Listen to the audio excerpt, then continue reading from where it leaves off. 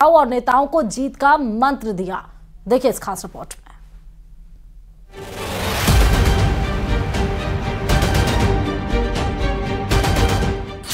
अमित शाह ने संभाल ली कमान। 25 के लिए सबसे बड़ा अभियान।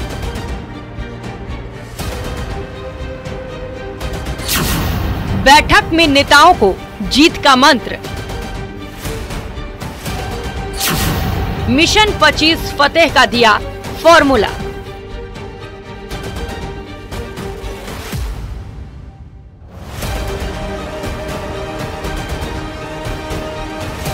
प्रदेश की सभी 25 सीटों पर जीत के लिए बीजेपी ने कमर कस ली है।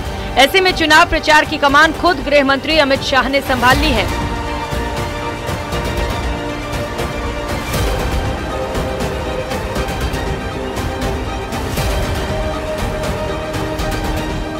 अमित शाह एयरपोर्ट से सीधे जवाहर सर्किल स्थित होटल पहुंचे, जहां 5 लोकसभा सीटों की संयुक्त बैठक में नेताओं को जीत का मंत्र दिया।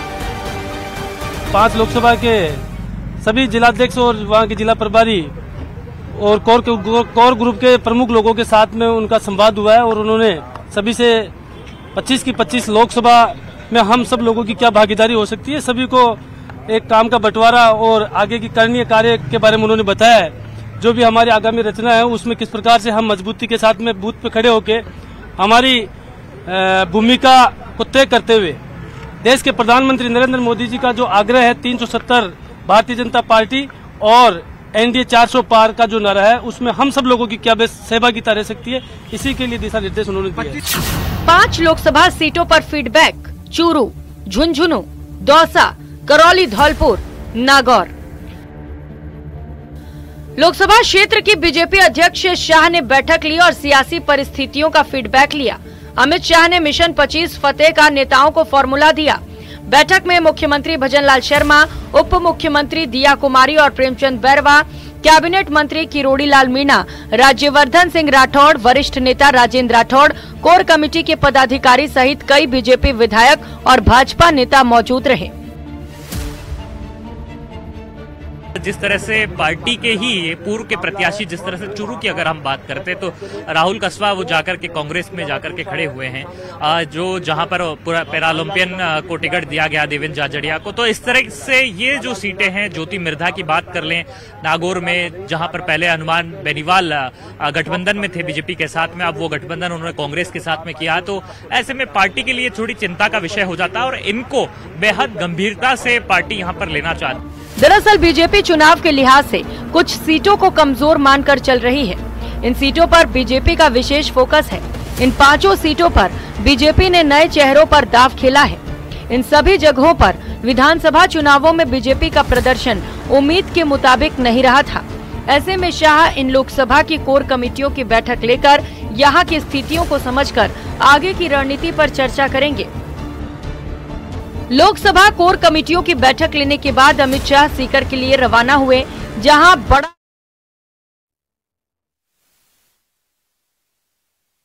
जयपुर से तस्वीरें दिखा रहे हैं, जहां पर ललित होटल से रवाना हो रहे हैं गृह मंत्री अमित शाह। जोधपुर के दौरे के लिए ये काफिला रवाना हो रहा है। संभागीय कोर कमेटी की बैठक लेंगे। अमित शाह का राजस्थान का 2 दिन का दौरा है। कल हमने देखा जयपुर और सीकर में कोर कमेटियों की बैठक ली और 25 लोकसभा की सीटों को 3 भागों में विभाजित किया गया, बांटा गया। रिपोर्ट ली गई, ग्राउंड रिपोर्ट।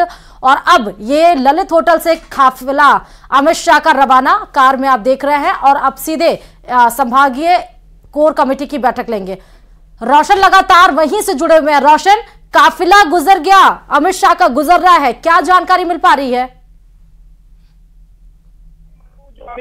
बिल्कुल, देखिए मनु, जो अमित शाह का जो काफिला है वो होटल ललित से स्टेट हैंगर के लिए निकल गया है। उनके साथ मुख्यमंत्री भजनलाल शर्मा भी जोधपुर के लिए निकले। और आप ये देखिए कि जो तस्वीरें न्यूज 18 राजस्थान के ऊपर सबसे पहले लाइव तस्वीरें, ये जो केंद्रीय मंत्री अमित शाह का जो काफिला है वो स्टेट हैंगर के लिए निकल चुका है। केंद्रीय मंत्री अमित शाह स्टेट हैंगर से सीधे जोधपुर के लिए रवाना होंगे। विशेष विमान से जो केंद्रीय मंत्री अमित शाह है वो यहां पर जाएंगे। उनके साथ मुख्यमंत्री भजनलाल शर्मा मौजूद रहेंगे और कुल मिलाकर कहा जा सकता है कि जयपुर के बाद में अब अमित शाह जिस तरीके से कल सीकर दौरे पर रहे और आज अब जयपुर स्थित ये जो होटल है यहां से जोधपुर के लिए निकल गए हैं। जोधपुर के जो कार्यकर्ता हैं उनके साथ 1-to-1 यहां पर जो मीटिंग वो यहां पर रखी गई है, 1-to-1 संवाद जोधपुर के अंदर यहां पर होगा। तो कुल मिलाकर कहा जा सकता है कि लोकसभा की जो 25 सीटें हैं उसके ऊपर जो रणनीति है उसमें यहां पर जुटे हुए हैं कि किस तरीके से जो राजस्थान बीजेपी की जो लोकसभा चुनाव के अंदर जो रणनीति रहने वाली है इसको लेकर केंद्रीय मंत्री अमित शाह का दौरा था और जयपुर से अब वो उनका जो काफिला है स्टेट हैंगर के लिए निकल गया है। कुछ ही मिनटों के बाद में जो स्टेट हैंगर से सीधे केंद्रीय मंत्री जो अमित शाह का जो विशेष विमान है वो जोधपुर के लिए यहां पर रवाना होगा। उनके साथ इस दौरान मुख्यमंत्री भजनलाल शर्मा मौजूद रहेंगे। मनु, ठीक है रोशन, अभी जो काफिला गुजरा है उसमें मुख्यमंत्री नहीं है ना, या साथ में जा रहे हैं? जी बिल्कुल, देखिए मनु, ये जो काफिला है इसमें मुख्यमंत्री भजनलाल शर्मा मौजूद थे। केंद्रीय मंत्री अमित शाह की जो पीछे की ओर जो व्हीकल था उसमें मुख्यमंत्री भजनलाल शर्मा मौजूद थे। और हमने पहले भी बताया कि केंद्रीय मंत्री अमित शाह के साथ मुख्यमंत्री भजनलाल शर्मा का जोधपुर जाने का जो कार्यक्रम प्रस्तावित है, मुख्यमंत्री भजनलाल शर्मा भी रोशन ठीक है साथ में जाएंगे। ऐसे में रोशन, अब क्योंकि जोधपुर के लिए काफिला निकल चुका है, जोधपुर में क्या कार्यक्रम रहने वाला है? देखिए जोधपुर के अंदर बताया जा रहा है कि करीब 11:15 बजे तक जो केंद्रीय मंत्री अमित शाह है उनका ये जो काफिला है जोधपुर यहां पर पहुंचेगा और वहां पर बताया जा रहा है कि कार्यकर्ताओं के साथ केंद्रीय मंत्री अमित शाह है वो बैठक लेंगे। जो अमृत पैलेस जो होटल है उसके अंदर बैठक रखी गई है। वहां पर तमाम चाहे जोधपुर हो और भी इसके अलावा जो आसपास के जो लोकसभा क्षेत्र है वहां के जो कार्यकर्ताओं के साथ 1-to-1 जो बैठक रखी गई है, तमाम तरीके की जो तैयारियां हैं वो पूरी कर ली गई है। देखिए जो केंद्रीय मंत्री अभी वर्तमान में गजेंद्र सिंह शेखावत है वो जोधपुर से लोकसभा के सांसद है। फिर से जो गजेंद्र सिंह शेखावत को जोधपुर लोकसभा से मैदान में उतारा गया है। ऐसे में जो तमाम तरीके की जो तैयारियां हैं सुबह से ही कहा जा सकता है कि कल से ही जो गजेंद्र सिंह शेखावत उन तैयारियों के ऊपर निगाहें बनाए हुए बैठे थे। आज भी सुबह खुद केंद्रीय मंत्री जो गजेंद्र सिंह शेखावत ने जाकर वहां पर जो ये जो गार्डन है वहां पर तैयारियों का जायजा लिया। कुल मिलाकर जैसे ही बैठक शुरू होगी उसमें खुद केंद्रीय मंत्री जो अमित शाह है वो 1-to-1 कार्यकर्ताओं के साथ संवाद करेंगे। क्या कुछ रणनीति रहने वाली है, उस रणनीति के ऊपर काम किया जाएगा। ये जो कहा जा सकता है कि इस बैठक से पूरे राजस्थान की 25 लोकसभा सीटों के ऊपर मैसेज देने की कोशिश की जाएगी कि आगामी लोकसभा चुनावों के अंदर भारतीय जनता पार्टी की क्या कुछ रणनीति रहने वाली है, किस तरीके से चाहे पन्ना प्रमुख हो, बूथ स्तर के जो कार्यकर्ता हैं वो हो, जिला स्तर के जो कार्यकर्ता हैं उनको क्या कुछ जिम्मेदारियां दी जाती है। इन तमाम तरीके की कहा जा सकता है कि तैयारियों को लेकर खुद केंद्रीय मंत्री अमित शाह फीडबैक लेंगे। तो आज ये जो बैठक रहने वाली है जोधपुर में ये अपने आप में कई जो कहा जा सकता है कि बहुत बहुत शुक्रिया रोशन तमाम जानकारी देने के लिए। तो जयपुर से सीधे तस्वीरें आपको दिखा रहे थे। गृह मंत्री अमित शाह का काफिला गुजरते हुए जोधपुर के लिए रवाना हो गए। अब चले खबरों में आगे बढ़ते बताते चले। लोकसभा चुनाव 2024 को लेकर भारतीय जनता पार्टी ने दामोदर अग्रवाल को भीलवाड़ा लोकसभा का उम्मीदवार बनाकर उन पर अपना भरोसा जताया है। वहीं कार्यकर्ताओं में भी जो उसकी लहर देखने को मिल रही है। जगह जगह दामोदर अग्रवाल का स्वागत भी हो रहा है। परिचितों ने आतिशबाजी करते हुए फूलों की माला पहनाकर बधाई भी दी है। इस दौरान भीलवाड़ा लोकसभा बीजेपी प्रत्याशी से बात की है हमारे संवाददाता राहुल कौशल। भाजपा पार्टी ने भीलवाड़ा लोकसभा के लिए अपने प्रदेश महामंत्री दामोदर अग्रवाल पर भरोसा जताया। लगातार संगठन में काम करते आए हैं। यही नहीं, प्रधानमंत्री नरेंद्र मोदी के साथ संघ में कई कैंपों में रहे हैं, संघ में उनके साथ काम भी किया है। हमारे साथ दामोदर अग्रवाल है, बात करते हैं। आम कार्यकर्ताओं को मौका दिया, लगातार आप काम करते रहे, भजनलाल शर्मा को मुख्यमंत्री बनाया, वैसे आज आपको सांसद का मौका दिया है, क्या विजन लेके चलेंगे आप? इस देश में केवल भारतीय जनता पार्टी है जहां नेता किसी एक परिवार की कोख से जन्म लेना आवश्यक नहीं है। आम भाजपा का कार्यकर्ता जो पार्टी के लिए निष्ठा से, समर्पण से, समय शक्ति देकर काम करता है, ऐसे कार्यकर्ताओं के ऊपर पार्टी के शीर्ष नेतृत्व की नजर रहती है। सांसद बनने के लिए टिकट दिया है, मैं पार्टी के शीर्ष नेतृत्व, प्रदेश नेतृत्व का आभार व्यक्त करता हूं और उम्मीद जाहिर करता हूं कि स्थानीय भारतीय जनता पार्टी संगठन के नेतृत्व में और हमारे सांसद माननीय सुभाष जी बढ़िया के सानिध्य में पूरी पार्टी एकमुखी होकर प्रचंड बहुमत से अपना रिकॉर्ड पिछला तोड़ती हुई हमें जीत दिलाई। ये थे हमारे साथ दामोदर अग्रवाल, अपनी बेबाकी के लिए जाने जाते हैं।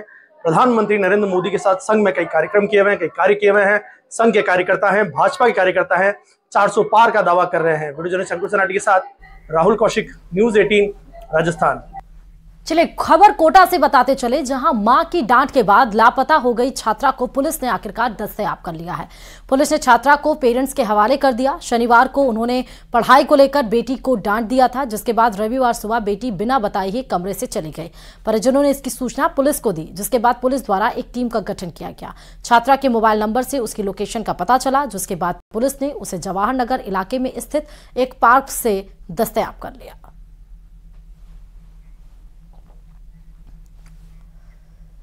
बात भीलवाड़ा की कर लेते हैं। भीलवाड़ा शहर के मध्य बीच बाजार में अज्ञात कारणों के चलते एक दुकान में आग लग गई।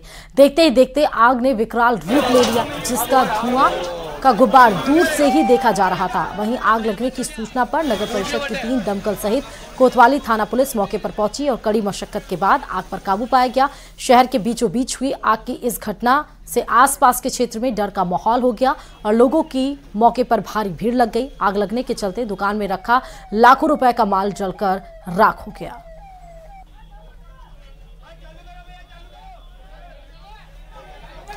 और लोकसभा चुनाव को लेकर क्षेत्र में सरगर्मियां बढ़ गई हैं। राजनीतिक दलों द्वारा चुनावी प्रचार तेज हो गया है। प्रत्याशी अपने समर्थकों और वाहनों की भारी भीड़ साथ लेकर अपना दमखम दिखा रहे हैं। उनका दमखम आम जन के लिए परेशानी का सबब भी बन रहा है। ऐसा ही एक मामला चाकसू में सामने आया। दरअसल बीजेपी प्रत्याशी की ओर से कस्बे के पुलिस थाने के पास चुनावी कार्यालय का उद्घाटन किया गया।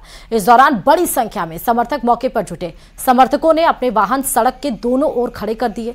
इससे सड़क पर जाम की स्थिति बन गई। जाम से यहां वाहनों की लंबी कतार लग गई। इससे स्थानीय लोगों को काफी परेशानी हुई। बाद में पुलिस मौके पर पहुंची और वाहनों को साइड में करवाकर यातायात सुचारू करवाया।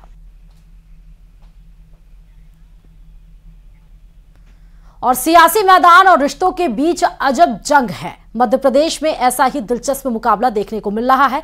बालाघाट में पत्नी पति को हराने के लिए वोट मांग रही है। क्यों? तो विदिशा सीट पर 33 साल बाद मामा बनाम दादा की अनोखी जंग की तस्वीर भी होगी। देखिए जरा। बालाघाट में दिलचस्प मुकाबला।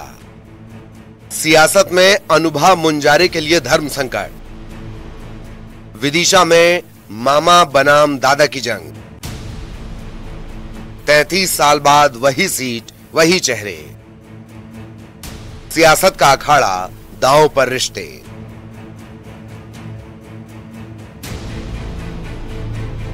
सियासत का अजब रंग देखिए। चुनाव का टिकट मिला हो तो फिर कुछ भी उससे बड़ा नहीं। न परिवार, न नातेदारी, न दोस्ती। कुछ ऐसा ही धर्म संकट बालाघाट में कांग्रेस एमएलए अनुभा मुंजारे के सामने आ खड़ा हुआ है, जो उनके लिए किसी अग्नि परीक्षा से कम नहीं। अनुभा अपने को चुनाव हराने के लिए वोट मांग रही हैं। चौंकिए नहीं, मामला कुछ ऐसा है कि अनुभा मुंजारे मौजूदा कांग्रेस एमएलए हैं और उनके पति कंकर मुंजारे बीएसपी के टिकट पर सांसद का चुनाव लड़ रहे हैं। इसी सीट से कांग्रेस ने सम्राट सरस्वार को उम्मीदवार बनाया है। अब कांग्रेस एमएलए के सामने दुविधा ये कि वे कांग्रेस कैंडिडेट को जिताने के लिए वोट मांगे या अपना पत्नी धर्म निभाएं। हालांकि नेताओं की आखिरी लाइन यही होती है कि पार्टी सबसे ऊपर। अनुभा मुंजारे भी कुछ ऐसा ही करती नजर आ रही हैं। सियासत के मैदान में रिश्तों की अनोखी जंग है। अनुभा के संकट को देखते हुए उनके पति कंकर मुंजारे साफ कहते हैं कि वे पत्नी से समर्थन की उम्मीद नहीं रखते, लेकिन चुनावी जंग में अपने विरोधी को हराना ही जीत माना जाता है। ऐसे में चुनावी नतीजों का असर पति पत्नी के बीच नई सियासी जंग ना छेड़ दे। और चुनाव जीता है, भूल कर मुंजारे ईमानदार है, अभी बहुत गुणगान कर रही है। अभी ये सब लोग ऐसी करेगा। दूसरी बात मैं बोलना चाहता हूँ कि अनुभा मुंजारे जाके उनका कांग्रेस का प्रचार कर रही है, उस पर एक लाइन आखिरी में बोलना चाहता हूँ। मैंने अनुभा मुंजारे को बोला हुआ है कि आप जो है कांग्रेस का प्रचार करना है, खूब करो, लेकिन यहाँ से मत करो। मैं यहाँ से मैं कैंडिडेट हूँ, मेरा घर है और यहाँ पे आप भी रहोगी और जाके हमारे खिलाफ बोलोगी। हमारे खिलाफ बोलना मतलब हमारे विरोधी हो। इस घर में आप मत रहो चुनाव तक। 19 तारीख तक के आप कहीं जाके रहो और चुनाव प्रचार करो, अपनी बहन के यहाँ चलो, उनकी बहन यहाँ पे सजेशन दिया है, वहाँ जाके रहो।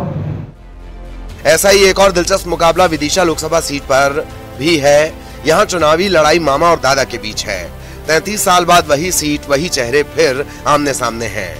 विदिशा लोकसभा सीट से बीजेपी के पूर्व सीएम शिवराज सिंह चौहान योद्धा हैं, तो उनके खिलाफ चुनावी रण में उतरे हैं 2 बार के सांसद रहे प्रताप भानु शर्मा। 1991 उपचुनाव में शिवराज सिंह प्रताप भानु को हराकर पहली बार सांसद बने थे। अब 33 साल बाद मामा और दादा, प्रताप भानु को दादा कहा जाता है, एक दूसरे के खिलाफ चुनाव मैदान में है। विदिशा बीजेपी का गढ़ कहलाता है। क्या इस गढ़ में दादा यानी प्रताप भानु शर्मा सेंधमारी कर पाएंगे? बालाघाट में श्रीनिवास चौधरी और रायसेन से दिनेश यादव के साथ ब्यूरो रिपोर्ट, न्यूज़ 18। चलिए धौलपुर से बड़ी खबर आपको बता दें। बदमाशों और पुलिस के बीच मुठभेड़ की खबर मिल रही है, जहां पर बेनपुरा गांव के पास ये मुठभेड़ बदमाशों और पुलिस के बीच में हुई। बदमाशों और पुलिस पर गोली चलाई गई है। बचाव में पुलिस की ओर से भी कई राउंड फायर किए गए। डीएसटी और कंचनपुर थाना पुलिस कार्रवाई में जुट गई है। एक घायल बदमाश को बाड़ी अस्पताल में भर्ती कराया गया। यही वो घायल बदमाश है। एक बदमाश के कब्जे से हथियार भी बरामद कर लिया गया है। तो धौलपुर में पुलिस और बदमाशों के बीच मुठभेड़, बदमाशों के द्वारा गोली चलाई गई। जवाबी कार्रवाई में पुलिस ने भी फायरिंग की। एक बदमाश हो गया घायल और बाड़ी अस्पताल में जिसका इलाज चल रहा है। हथियार भी बरामद किए गए हैं।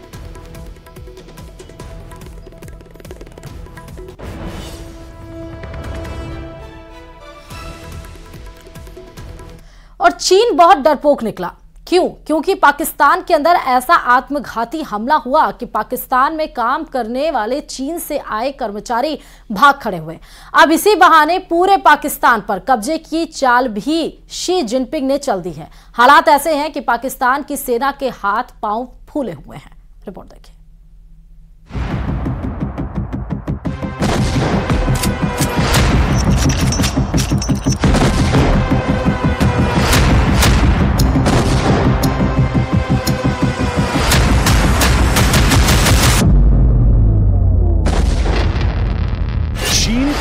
सारी हेकड़ी निकल चुकी है।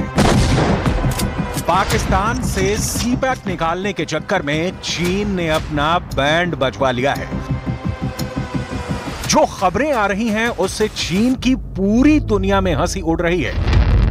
दरअसल पाकिस्तान के शांगला जिले में चीनी इंजीनियरों की गाड़ी पर आत्मघाती हमला हुआ था और इस आत्मघाती हमले में चीन के 5 इंजीनियर मारे गए थे। इसके बाद से ही चीन के कर्मचारी दहशत में हैं। बड़ी संख्या में चीन के कर्मचारियों ने अपने अफसरों से कह दिया है कि अब वो पाकिस्तान में काम नहीं कर सकते। इसके बाद चीन ने खैबर पख्तूनख्वा में 3 बांध परियोजनाओं का काम बंद कर दिया है। साथ ही वो अपने 1500 नागरिकों को वहां से निकाल रहा है।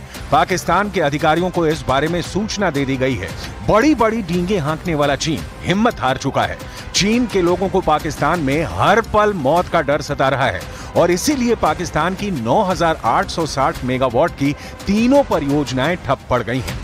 जिन बांधों का काम चीन ने रोका है उनमें से पहला 4320 मेगावाट बिजली क्षमता की दासू बांध परियोजना जिला कोहिस्तान में है। ये पेशावर से 350 किलोमीटर दूर है। मारे गए चाइनीज इंजीनियर इसी साइट के थे। वहां 741 चाइनीज और 6000 स्थानीय कर्मचारी हैं। इन चाइनीज नागरिकों को बाहर निकाला जा रहा है। 2 और ऐसे बांध प्रोजेक्ट भी हैं जहां से चाइनीज नागरिक काम छोड़कर भाग रहे हैं। मोहम्मद बांध प्रोजेक्ट स्वात नदी पर है और इसी साल पूरा किया जाना है। इससे 744 मेगावाट पन बिजली पैदा होगी और इनमें 250 चाइनीज कर्मचारी काम कर रहे थे जो अब चीन भागना चाहते हैं। इसी तरह दासू बांध साल 2025 में पूरा होना है, लेकिन यहाँ पर अब चाइनीज नागरिक काम करना नहीं चाहते। इसी तरह पाकिस्तान की डायमर बादशाह बांध प्रोजेक्ट की क्षमता 4800 मेगावाट तक है और यहाँ 500 चीनी कर्मचारी हैं।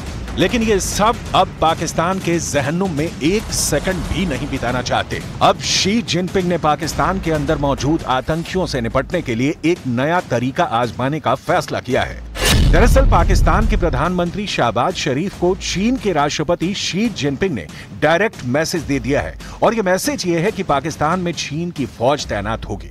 वजह यह है कि पाकिस्तान चीन के नागरिकों को सुरक्षा देने में फेल हो चुका है। 26 मार्च को पाकिस्तान के खैबर पख्तूनख्वा में एक आतंकवादी हमले में 5 चीनी नागरिकों की मौत हो गई थी। यह हमला चीनी नागरिकों के काफिले पर हुआ।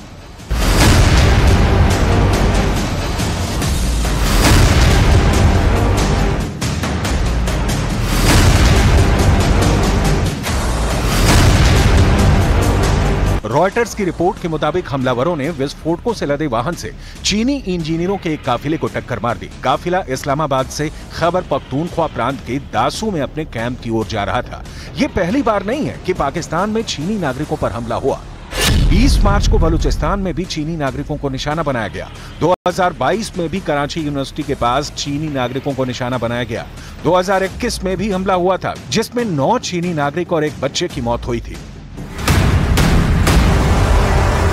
पाकिस्तान में चीन पाकिस्तान आर्थिक गलियारे के तहत कई प्रोजेक्ट बन रहे हैं। चीन ने पाकिस्तान को इन प्रोजेक्ट्स के लिए कर्ज दिया है, लेकिन इन प्रोजेक्ट्स में काम करने के लिए चीन से कर्मचारी आए हैं जिन्हें आतंकवादी निशाना बना रहे हैं। लिहाजा चीन अब अलर्ट है और पाकिस्तान में आतंकवादियों के खिलाफ पाकिस्तान के पसीजते दिल को देखते हुए सूत्रों के मुताबिक अब चीनी फौज पाकिस्तान में पहरा देगी। इसकी डिटेल आपको आगे दिखाएंगे। अभी वो पोस्टर जिससे भारत और चीन ही नहीं 4 देशों में आतंकी हमले की धमकी दी गई है।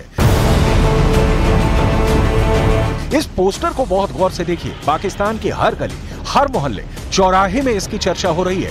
पोस्टर पर जो कुछ लिखा है उसे पढ़कर हर भारतीय के ज़हन में एक साथ 2 बातें आएंगी। पहले तो खून खौल उठेगा और फिर जोर की हंसी आएगी।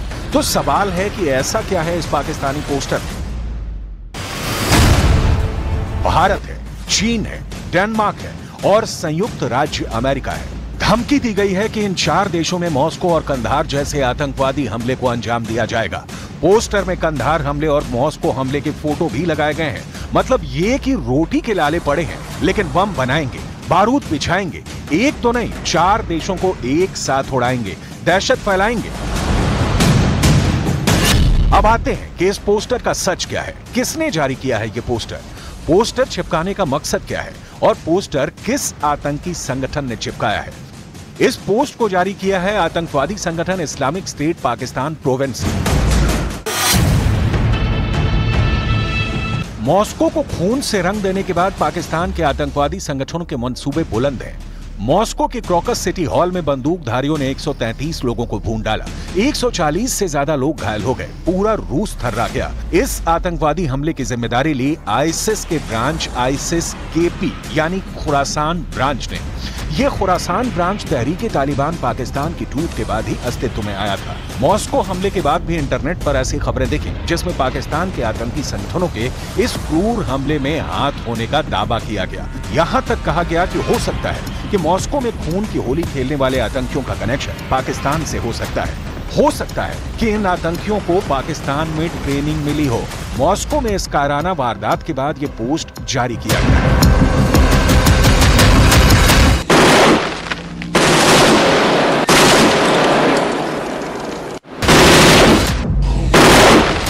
अभी 3 दिन हुए जब भारत ने संयुक्त राष्ट्र संघ में पाकिस्तान को भाषण बंद कर आतंकवाद पर नकेल लगाने की सलाह दी थी। आतंकवाद की नर्सरी बन चुके पाकिस्तान में आतंकवाद का आलम यह है कि ये जब भी जी चाहे पाकिस्तान को दहला देते हैं। पिछले हफ्ते मुल्क के नेवी बेस पर हमला हुआ था।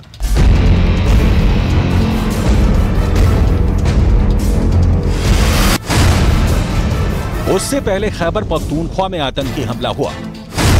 आतंकवाद के कारण ईरान से पाकिस्तान में घुसकर हमला किया। अफगानिस्तान पाकिस्तान के सीमा से सटे इलाकों में ऑपरेशन चलाता रहता है। कहने की गरज ये कि पाकिस्तान खुद आतंक के सामने घुटने टेक चुका है, लेकिन अपनी आदतों से बाज अब भी नहीं आ रहा।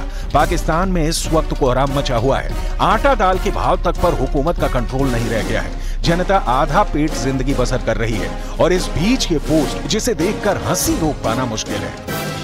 पाकिस्तान में ऐसा क्यों हो रहा है, इसका जवाब पाकिस्तान के बच्चे बच्चे को मालूम है और पाकिस्तानी हुक्मरान आवाम की इस घुटती चीख को दबाने के लिए तमाम तरह के पैतरे बदल रही है। भारत में सीमा पार से घुसपैठ जिस तरह से रुका है, उसने पाकिस्तानी फौज और उनकी पनाह में जिंदा आतंकवादियों को बौखलाहट से भर दिया है। बाढ़, गश्ती सड़कों, फ्लड लाइटिंग सिस्टम और अतिरिक्त सीमा चौकियों का निर्माण कर भारत ने पाकिस्तानी आतंकियों को सीमा से दूर रहने के लिए मजबूर कर दिया है। लिहाजा पाकिस्तानी फौज के पास जम्मू कश्मीर पर कहने के लिए कुछ नहीं रह गया है। पाकिस्तानी हुक्मरानों के पास आवाम के सामने कश्मीर को सुलगाते रहने का कोई ताजा और टटका बहाना नहीं मिल रहा है। लिहाजा कंधार जैसी आतंकी कार्रवाई की धमकी दे रहे हैं। मौलाना मसूद अजहर, अहमद उमर सईद शेख, मुश्ताक अहमद जरकर।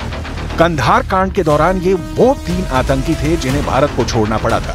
कंधार दोहराने की बात इस पोस्टर में इसलिए की जा रही है कि 24 दिसंबर 1999 की शाम 4 बजे इंडियन एयरलाइंस की फ्लाइट संख्या IC-814 काठमांडू के त्रिभुवन इंटरनेशनल एयरपोर्ट से नई दिल्ली के लिए रवाना हुई थी।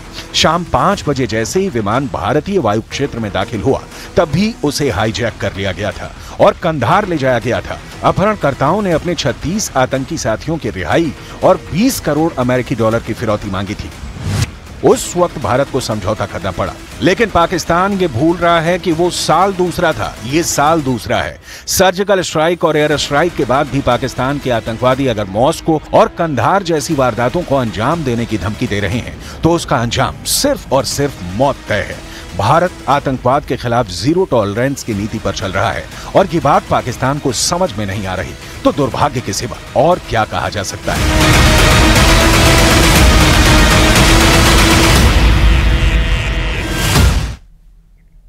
तमाम खबरों के साथ मारो राजस्थान में फिलहाल अभी के लिए इतना ही, और खबरों के लिए देखते रहिए News 18 राजस्थान।